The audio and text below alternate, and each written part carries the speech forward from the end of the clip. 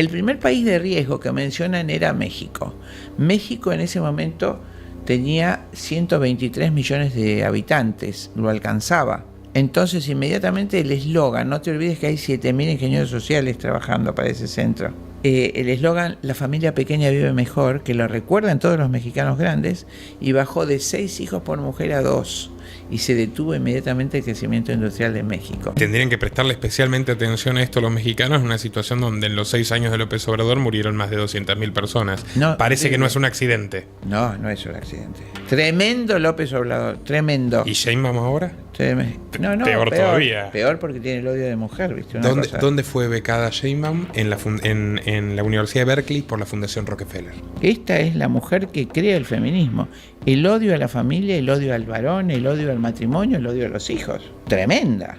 Entonces hace esta sociedad con las 300 personas más ricas del mundo, entre ellas la corona británica, holandesa, danesa, la vieja nobleza negra veneciana, todas familias masonas, y las grandes fortunas, con Rockefeller, Morgan y Rockefeller a la cabeza, pero también Carnegie, Ford, todas estas familias, todas las fortunas que nosotros conocemos. Eso se llamó el Club o Comité de los 300, que es la autoridad más grande del mundo. Eso es más o menos el esquema de la ley de salud reproductiva que está en nuestros países. Por supuesto, en el año 42, cuando se perfiló que Hitler iba a perder la guerra, ella vuelve a Estados Unidos y propone a Rockefeller hacer un organismo de control de natalidad. Pero esto tiene que quedar claro, que las revoluciones comunistas las financiaron los capitales anglo-norteamericanos. Wall Street y los bolcheviques de Sutton. Chinda Brandolino es una médica que no necesita presentación. Probablemente, yo creo que debe ser una de las médicas más conocidas que existen en el mundo hispano, no solamente en la Argentina. Ella ha librado distintas batallas, quijotescas diría yo en muchas ocasiones, pero con un tesón y una fuerza de voluntad que le han valido un gran renombre y por supuesto muchísimos enemigos. Hoy tenemos la oportunidad de conversar con Chinda Brandolino sobre una cuestión capital que es el Memorando de Seguridad Nacional 200 de Henry Kissinger, un documento de carácter secreto pero que se convirtió en una política de Estado para los Estados Unidos de los años 70 y que rige los destinos de Occidente hasta hoy. Doctora Brandolino, ante todo, un placer coincidir nuevamente con usted. ¿Y en qué consiste el NSM 200 de Kissinger? Primero saludarte con el cariño de toda la vida. La verdad es que una alegría poder estar juntos en esto y decirte que el trabajo periodístico que haces es gigante, ciclopio, y realmente creo que abre la cabeza de muchísima gente en esto que tiene que ver con tu pregunta, el Memorándum 200. Te puedo contestar brevemente, pero convendría hacer un paneo histórico. Muchos años antes, cuando vos sabés que la hegemonía inglesa tiene 500 años, cuando en aquella batalla histórica la flota inglesa derrota a la flota de Felipe II, a la Armada Invencible por una tormenta, etc., Inglaterra pasa a ser hegemónica y tiene un hecho lamentable en su historia, que es un hecho religioso, que hay que entenderlo porque si no, no se entiende tu pregunta por qué el informe Kissinger. Cuando Lutero se levanta en el mundo nórdico, se levanta contra los votos de castidad y obediencia y pobreza que había hecho como religioso agustino. Y su consejero era un fariseo que se llamaba Neri, fariseo con esa característica religiosa, ese grado religioso, ¿no es cierto? Como un sacerdote sería. Y entonces lo adoctrina en lo que fue la doctrina de los fariseos contra la que se levanta Cristo, que es la siguiente: no te vas a salvar por las buenas obras, sino porque estás predestinado. Esa teoría de la predestinación es la que tenía todo el mundo oriental en la época anterior a Cristo y que también el pueblo hebreo había adoptado, o sus cabecillas, que eran los fariseos, desde el siglo IV a.C., cuando estuvieron presos en Babilonia. ¿Y qué significado tiene eso? Cristo se levanta contra eso cuando cura a un ciego, por ejemplo, y le dicen, no, ese es ciego porque ¿qué haces con él? Que es pecador, él y sus padres, es ciego porque es pecador. Y Cristo le dice, no es pecador, es ciego para la gloria de Dios y lo cura. Y ese paralítico, ese está predestinado porque es pecador. Si es paralítico, si es pobre, si es ciego, es porque está condenado y nada lo puede salvar. Esa es la teoría de la predestinación. El paso de Cristo sobre la tierra fueron 3 años de lucha contra esa teoría de la predestinación. Está describiendo la ruptura del Nuevo Testamento con el Antiguo en referencia a la crueldad. Exactamente, y dice específicamente, no junten oro, que se lo come la policía y el orín, sino que hagan buenas obras que serán tesoros que mi Padre tendrá en el cielo. Eso es el cristianismo, eso es el Evangelio de San Mateo. Todo el Evangelio se basa en hacer todo el bien que podamos a lo largo de la vida. Y entonces a este hombre, a Lutero, que era muy, muy materialista y además muy amante de la buena comida, de las mujeres, bueno, le cae como anillo al dedo. En general el mundo nórdico es más prometeico, ¿cómo te quiero decir? Un poco más materialista que el mundo romano, greco-romano, que es más espiritual, que cimentó la civilización. Entonces le venía como anillo al dedo. Yo puedo ser una porquería y me voy a salvar igual porque estoy predestinado por la fe. Entonces hace un cartelito que dice, cree fuerte y peca fuerte. Así lo pone en su habitación. Entonces hagas lo que hagas. Él tenía cierta conciencia. En su autobiografía dice que le decía a su mujer, no saques las manos de la chimenea que nos tenemos que acostumbrar al fuego del infierno. Pero bueno, basado en ese, levanta toda esa zona del norte de Europa, enseguida, por supuesto, se enfila atrás de Lutero, le venía fenómeno. O sea, que yo puedo hacer con mi plata lo que quiera, no tengo que ayudar a nadie, me voy a salvar igual. Y Calvino toma unos años después esta teoría de Lutero y dice, es cierto, el signo de la predestinación divina es la riqueza y el poder. Nosotros somos ricos y poderosos, somos la raza elegida, somos el Israel de Dios. Eso es lo que dice Calvino. El Israel en sentido del pueblo de Dios, no eran israelitas, sino en ese momento muere Enrique VIII y Thomas Cromwell. Los Cromwell logran colocar en la corona de Inglaterra quien nunca hubiera podido ser, que fue Isabel I, porque era hija bastarda de Enrique VIII. Que le cortó la cabeza a su mamá, Ana Bolena. Exactamente, y la hacen calvinista. ¿Qué consecuencia histórica tiene esta? Y por eso tiene que ver con tu pregunta, el racismo. El siguiente contenido se ha realizado bajo los más estrictos parámetros ETSA de YouTube, en un contexto netamente periodístico, educativo y documental. Inglaterra va a ser desde entonces, hace 500 años, la portadora del racismo tremendo y de la crueldad del racismo. Ellos, la consecuencia inmediata que tiene es el tráfico de esclavos, al que nunca se prende España. Inglaterra, como ya su teoría de la predestinación calvinista hace que el concepto subsiguiente es que los pobres, los salvajes, los incivilizados ya están condenados, llegan a creer que no tienen alma. Entonces empieza la cacería de personas de la infamia más grande de la historia humana en las costas de África, 500 años. La economía inglesa y anglo-norteamericana descansa sobre la mano de obra gratuita de la durante 500 años. No te olvides, Nicolás Boya vivía cuando Mandela en el año 93 saca el apartheid de Sudáfrica. El apartheid. Los negros vivían en la misma calle que los blancos. No podían ir a sus escuelas. Entonces, esa consecuencia tremenda de, en principio, la esclavitud durante 500 años de la raza y el consiguiente atraso del continente africano, porque eran saqueados, entraban con sus cazadores como si fueran animales y los vendían en mercados de esclavos. 500 años, o sea, toda una etapa histórica signada. ¿Y qué hacen con los indígenas? Los matan. Los reducen mientras Isabel la Católica en su testamento manda a los indios, a los capitanes a casarse con los indios. Por eso el continente sudamericano es mestizo, ¿no es cierto? El gaucho es la mezcla del indio con el español. El único país de la historia de Occidente y de toda la historia que tiene esa visión en esa época fue España, que hace el Tratado de Indias 500 años antes del primer código laboral del mundo. Por eso cuando era comprado por un español, inmediatamente era liberto, era un servidor que cobraba su salario y era bautizado.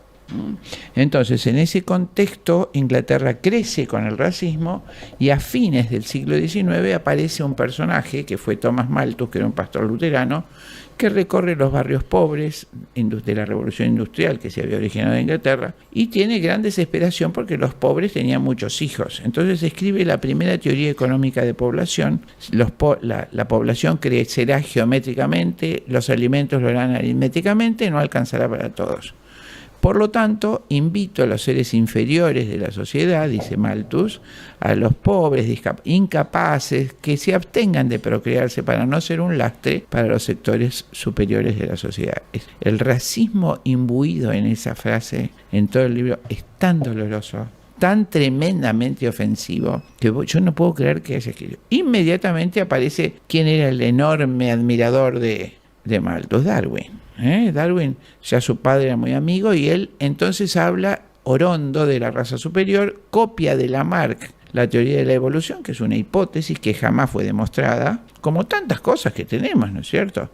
Y entonces, en esa hipótesis ordena por primera vez, nunca había sido así, las razas en inferiores y superiores. Nosotros estudiamos por la clasificación del Linneo distintas especies y géneros vegetales o animales, pero no existía el concepto de superior. Entonces todos los animales se ordenaban por arriba los monos, y por arriba de los monos los hombres, por supuesto de los hombres los rubios, y de los rubios la raza superior, la raza inglesa. Por eso él termina, lo dice, es tremenda la consecuencia del darwinismo. La primera consecuencia es el exterminio del débil. Él le llama struggle for life, la libre lucha por la vida. El débil debe sucumbir y el fuerte prevalecer. El ateísmo, porque él niega el orden, es decir, lo que los griegos se admiraban, el orden de las estaciones, el orden del cuerpo. Hipócrates decía, la enfermedad aparece cuando el orden de nuestro microcosmos se altera. Él lo niega y dice que todo es por casualidad, por azar, por lo tanto no hay orden natural.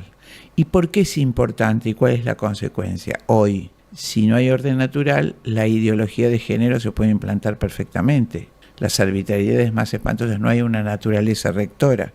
Ese orden del que hablaba Cicerón, para ellos no existe. Y finalmente el racismo. En su libro El origen de las especies, querido Nicolás, termina diciendo en sus últimos párrafos: entre todos los hombres debe haber una lucha abierta, y no se debe impedir por medio de leyes o costumbres a los mejores tener el mayor número de hijos. En un futuro no muy lejano, que es hoy, las razas civilizadas, que serían ellos, exterminarán y reemplazarán a las razas salvajes del mundo entero.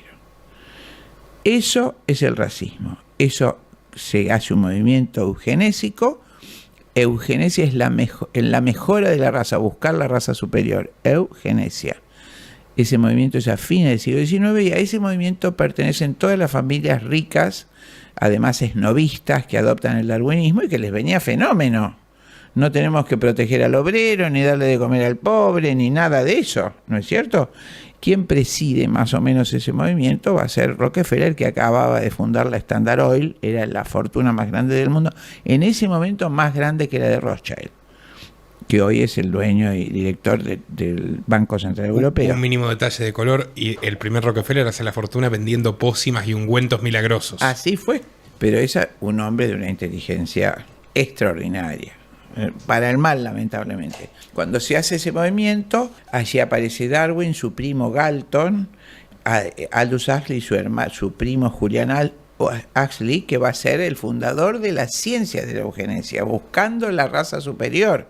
Uno de ellos, Grant, escribe La agonía de la gran raza. Y Rockefeller le manda de regalo a Hitler con Margaret Sanger ese libro, y le dice que le va a subvencionar la guerra si impone racismo. Sanger era la fundadora de Planned Parenthood, era una racista total, que admiraba la política de aborto contra los judíos de Hitler. Contra los rusos. Y que decía, además, el aborto debe extenderse para eliminar al peso muerto de la basura humana. Cita literal de esta infame racista. Sí, infame. El libro se llama El pivot de la civilización. Y el primero que hace es la mujer rebelde contra el matrimonio.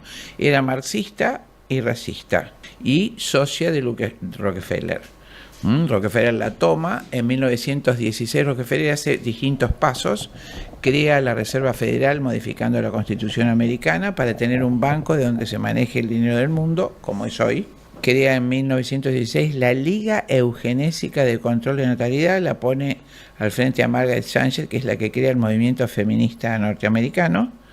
Esterilizan más de 200.000 familias pobres compulsivamente. Eso fue llevado a la pantalla grande en su momento, un crimen espantoso. Y imponen en todos los colegios la eugenesia como ciencia, ¿no es cierto? Era una materia de estudio, una materia de una estudio. ideología de odio, como dirían hoy. tomada como ciencia. Claro, era el hombre más alto, el más fuerte, la más perfecta, se enseñaba en las escuelas, todo Estados Unidos, era obligatoria la eugenesia y la esterilización de las familias pobres que tenían algún hijo preso o discapacitado. Y en ese libro que citaste dice, los incapacitados mentales, esa basura humana, se arrojan el derecho de engendrar y procrear. Una cosa monstruosa. Ese es el ídolo, esta mujer, del movimiento feminista mundial, ¿eh? Esta es la mujer que crea el feminismo. El odio a la familia, el odio al varón, el odio al matrimonio, el odio a los hijos. Tremenda. Bueno, entonces funda la levogenésica, por supuesto despierta un odio tremendo en la gente. Cuando llega la Segunda Guerra Mundial, en el año 40, la mandan a ella para que le diga a Hitler que tiene que hacer eugenesia. No fue idea de Hitler, sino de Margaret Thatcher, y le dicta lo que se llamó Ley Himmler, que dice así, porque si ganaba la guerra, Hitler tenía que evitar que nacieran niñas rusas, ¿no es cierto? Que no eran arias. Y la Ley Himmler dice así: debemos hacer una profusa industria anticonceptiva. Los anticonceptivos deben estar al alcance de todas las mujeres en edad fértil.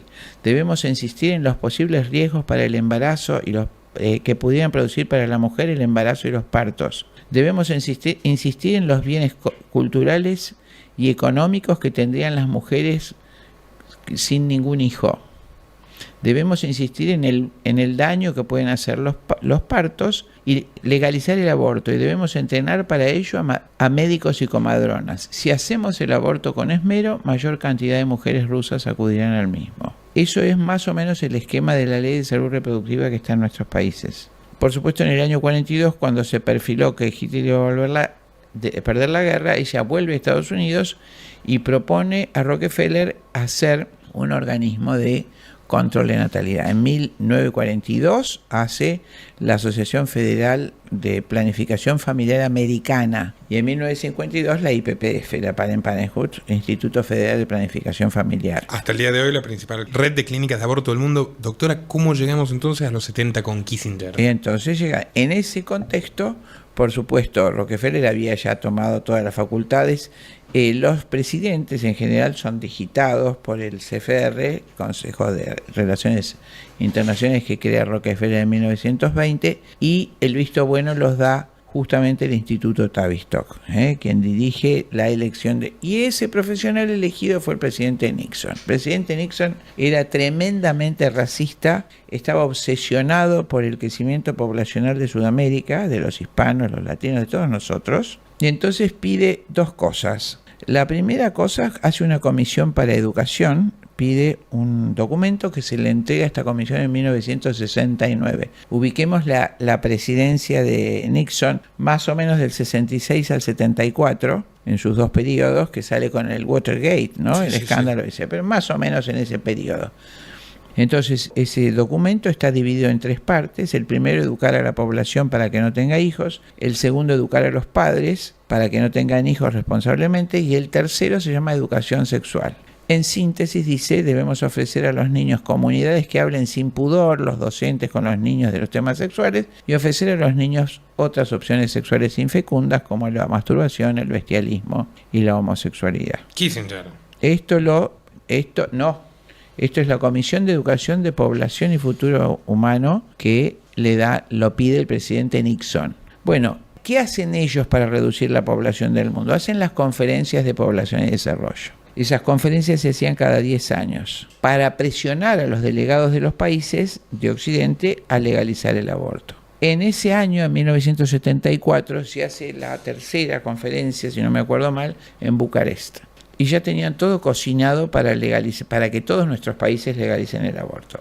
Argentina, el presidente argentino manda a su canciller, que se llamaba en ese momento Eduardo Bellarmino, con una carta, y esa carta dice así: la Argentina es un estado muy grande, una nación muy grande, despoblada, que necesita habitantes de todas las razas y naciones. No aceptaremos políticas de control de natalidad. Ningún niño argentino, nacido o por nacer, será condenado a muerte por las leyes argentinas. Cuando termina de leer Argentina, se levanta Argelia, la Santa Sede y 27 naciones africanas, toda Sudamérica, y Rockefeller pierde la partida. En ese momento, contestando ahora diciendo tu pregunta, el secretario de Estado del presidente Nixon era justamente Henry Kissinger, el hombre que manejó los hilos del mundo hasta hace 2 años cuando murió de 100 años, ¿no? Un hombre elegido por el Instituto Tavistock, porque había trabajado con el presidente Jimmy Carter y había mostrado su racismo y su control de población, así que fue elegido... Johnson, MK Ultra. Johnson, sí, señor, sí, señor. El presidente Johnson. Bueno, entonces eleva en base a este fracaso un informe que se llamó, de 200 hojas, Implicancias del crecimiento poblacional para la seguridad de los Estados Unidos y sus intereses de ultramar, más conocido como informe Kissinger o Memorándum 200. Pero ya el título, Nico, Implicancias del crecimiento poblacional para la seguridad de los Estados Unidos y sus intereses de ultramar. Tremendo, empieza diciendo que en el siglo XXI Estados Unidos carecerá de los minerales necesarios para su industria, pues los habrá consumido a lo largo del siglo XX, y que esos minerales yacen inexplotados en los países en vías de desarrollo. Si esos países, mirá qué ironía, alcanzan un crecimiento poblacional importante, será inevitable su desarrollo industrial. Desarrollo que debemos evitar a toda costa para que no consuman los minerales necesarios para los Estados Unidos de América. En ese informe, el mismísimo Kissinger está diciendo que la única fuente de riqueza es la población humana, que si Argentina crecía en su población, iba a desarrollarse industrialmente, por ejemplo. Sigue diciendo, las posiciones como Argentina, Argelia y la Santa Sede deben ser inmediatamente neutralizadas, hay que cambiar costumbres y creencias, hay que estimular a los dirigentes. Ahí, por supuesto, habla claramente del soborno a los personajes políticos. Dice, nuestro objetivo no es lograr servicios sociales, sino claras metas demográficas. Malthus. Puro, Malthus. Que recomendaba propagar las guerras y las epidemias y las peores condiciones higiénicas para que la gente se muera. Debemos exterminar el genio joven de los países con alto índice de natalidad que pudieran oponerse a la explotación extranjera. Debemos hacer que todas las medidas contraceptivas estén al alcance de todas las mujeres en edad fértil en los países en vías de desarrollo. Lógicamente, para que los países anfitriones no sospechen, estas medidas deben ocultarse detrás de planes sanitarios. Y que tienen que ser movimientos locales que digan que lo reclaman ellos para que no parezca que viene del norte. Claro, y además, fíjate, sanitarios, salud reproductiva, salud sexual, salud adolescente. ¿Qué tiene de salud dar un anticonceptivo a una nena de 11 años? Nada, genera enfermedades. A partir de ahí se hace esa industria que ya había hecho Rockefeller enorme de anticonceptivos en 1950, se multiplica y se da como planes de salud, y esa presión en los países se va ejerciendo en la siguiente, a los 10 años hizo en México Conferencia de Población y Desarrollo, y se logra imponer en el Cairo en 1994, ya la globalización del aborto. Entonces, el aborto es, en los términos del informe Kissinger, la medida más eficaz para disminuir la población de los países en vías de desarrollo dueños de los minerales y recursos que necesita el hemisferio norte. Que por otro lado también lo tenían claro Lenin y compañía, los comunistas. Totalmente. Para tener bien abastecida la vanguardia hay que recortar un poquito entre la servidumbre que molesta, es difícil de controlar. Claro, en el caso de los países comunistas, que son la otra cara del materialismo, el atentado contra la familia numerosa, o sea, Lenin le tenía terror a la familia, que era la fuente de pensamiento. Entonces la anticoncepción se hace obligatoria, como en Cuba, ¿no es cierto? Saben que el clan es el real enemigo de las políticas coercitivas como la Unión Soviética. Curioso decir, es importante decir que en ese momento, mucho antes, cuando muere la reina Victoria, en el año 1901, su sucesor Eduardo VII tenía terror de que Inglaterra perdiera la hegemonía.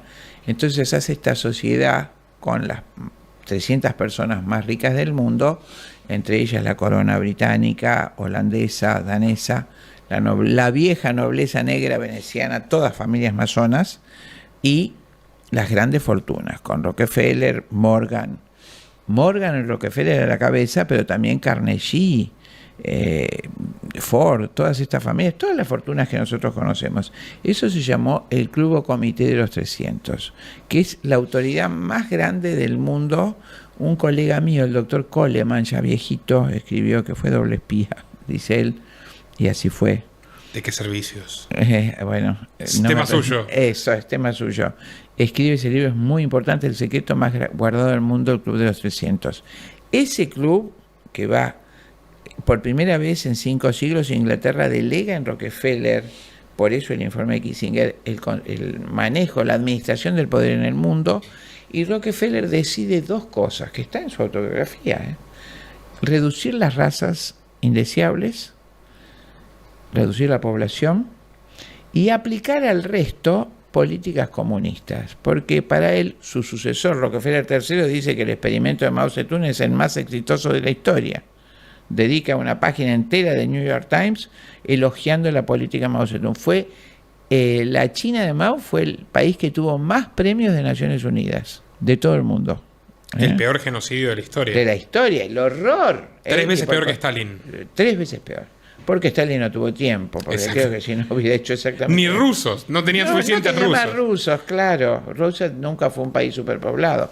Entonces, en ese contexto, el tipo va creando los organismos de control de la natalidad, como dijimos hace un rato, y él financia con sus financistas afines la revolución de Mao Zedong, la revolución de Cuba, de Cienfuegos y Fidel Castro. La única empresa que no es propia del régimen cubano es Standard Oil de los Rockefeller. Exactamente. Y durante toda la Unión Soviética, Standard Oil manejó el petróleo de la Unión Soviética para los incrédulos. Y financia finalmente la revolución de Mao Zedong. Ahí lo hace él personalmente contra Chiang Kai-shek en forma personal, ya como victoria personal. Estamos en Rockefeller III, que es coincidente justamente con el informe de Kissinger, ¿no es cierto? A partir de ahí, él experimenta que se puede coercitivamente impedir que la gente tenga hijos y que las personas pueden ser esclavas. Y ahí, en ese año 1972, el gran eugenicista Aldous Huxley, que había escrito en 1930 Un Mundo Feliz, que curiosamente, ¿vos leíste Un Mundo Feliz, Nico? Por supuesto. ¿Te acordás que es un banco de embriones donde los nenes eran alfa, beta, gamma y delta? Sí. Entonces a los alfa no les ponía nada porque iban a ser gerentes.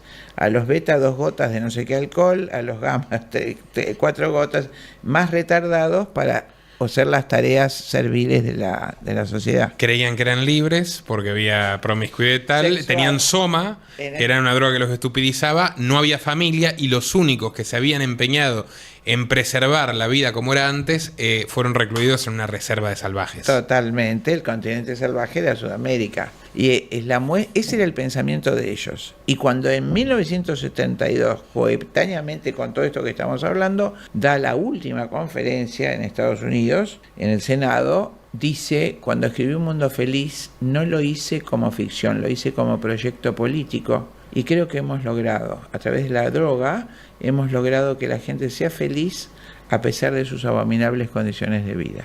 Él maneja, es muy importante dejar sentado que los carteles existen porque los poderes manejan la droga. Totalmente. La droga la crea el laboratorio Merck, y la crea durante, ¿te acuerdas? El Imperio Inglés hace la Compañía Inglesa de Indias Orientales. Durante todo ese colonialismo inglés, ellos compraban la seda, el opio, diversas cosas y pagaban en oro. El emperador les exigía el pago en oro. El laboratorio Merck elaboró las gotas de opio, de morfina, y generó adictos. En las revistas médicas de fines del siglo XIX, principios del siglo XX, se hace la propaganda: las gotitas de la felicidad, no pierda tiempo con otros remedios. Empieza a haber cientos de miles de adictos. El mismo Freud se hace un fanático y le da a su mejor amigo opio hasta que hace un delirio que muere en un manicomio, y ahí deja de prescribir las gotitas de opio. Entonces, una vez que genera Inglaterra el tráfico de opio dentro de China, hace millones ya de adictos, le propone al emperador pagarle con gotas de opio las gotas de felicidad y no con lingotes de oro. Por supuesto, el emperador le dice que no, y por eso genera las 2 guerras del opio que van a terminar en millones de adictos y millones de muertos. Y la creación de un banco llamado HSBC, Hong Kong Shanghai Banking Corporation. Exactamente. Qué interesantísimo repaso, doctor. Entonces llegamos a hoy y uno dice, bueno, enmarcado en el plan Kissinger, la sexualización de las infancias, ¿no? Correcto. Acordate que hay primero un documento de educación sexual que pide el mismo Nixon y con el mismo secretario de Estado que fue Henry Kissinger. En el 69 y en el 74 Kissinger hace ese informe y lo manda a la Junta de Militares y se pone en ejecución. El primer país de riesgo que mencionan era México. México en ese momento tenía 123 millones de habitantes, lo alcanzaba. Entonces inmediatamente el eslogan, no te olvides que hay 7.000 ingenieros sociales trabajando para ese centro. El eslogan, la familia pequeña vive mejor, que lo recuerdan todos los mexicanos grandes, y bajó de 6 hijos por mujer a 2. Y se detuvo inmediatamente el crecimiento industrial de México. Y tendrían que prestarle especialmente atención a esto los mexicanos en una situación donde en los 6 años de López Obrador murieron más de 200.000 personas. Parece que no es un accidente. No, no es un accidente. Tremendo López Obrador, tremendo. ¿Y Sheinbaum ahora? No, peor todavía. Peor porque tiene el odio de mujer, ¿viste? ¿Dónde fue becada Sheinbaum? En la Universidad de Berkeley por la Fundación Rockefeller. Pero por supuesto. ¿Y dónde pasó la luna de miel con su marido Carlos Simas? En Cuba.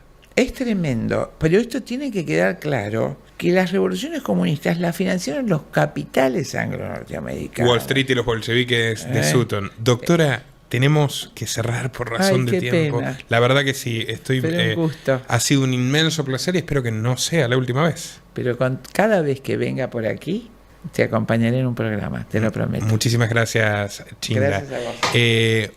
Amigos, difundan esta interesante entrevista. Más allá de que podemos tener diferencias de pensamiento, sabemos perfectamente quién es el mal y cómo enfrentarlo. Correcto. Muchas gracias. Hasta la próxima.